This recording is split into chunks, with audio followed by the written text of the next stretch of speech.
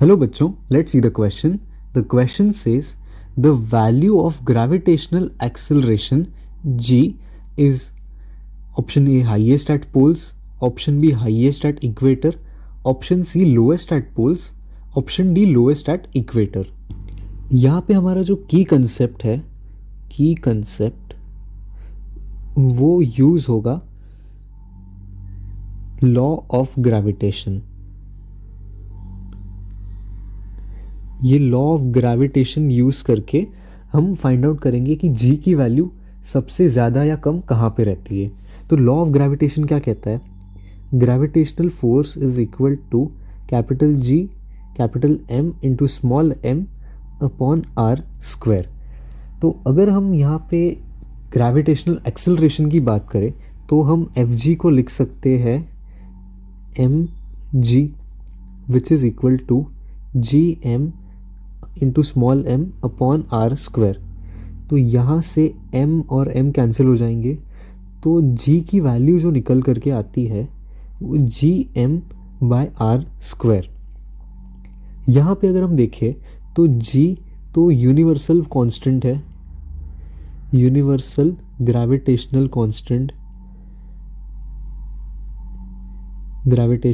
Constant है, और m जो है वो अर्थ का मास है, अर्थ का मास.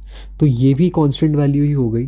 That means g is inversely proportional to R square, क्योंकि ये दोनों दूसरे तो कांस्टेंट है. अगर हम अभी अर्थ की बात करें तो अर्थ का जो एक्सिस है या अर्थ का जो शेप है वो थोड़ा सा ओब्लॉन्ग है.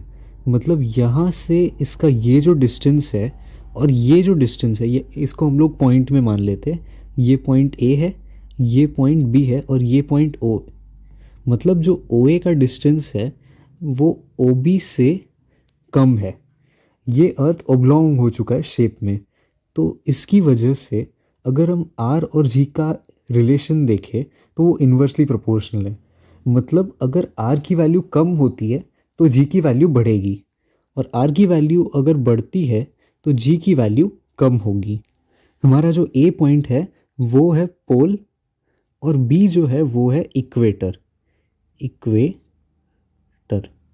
तो अभी अगर हम डिस्टेंस और ये ग्रेविटेशन फोर्स का देखें रिलेशन, तो जी की वैल्यू यहाँ पे अगर ओ ए की बात करें तो ओ ए अगर हम डालते हैं तो ये छोटी वैल्यू है, तो ये छोटी वैल्यू है. दैट मीन्स जी का जो आंसर है वो ज़्यादा रहेगा फॉर ओ ए, और जी का आंसर कम रहेगा फॉर ओ बी.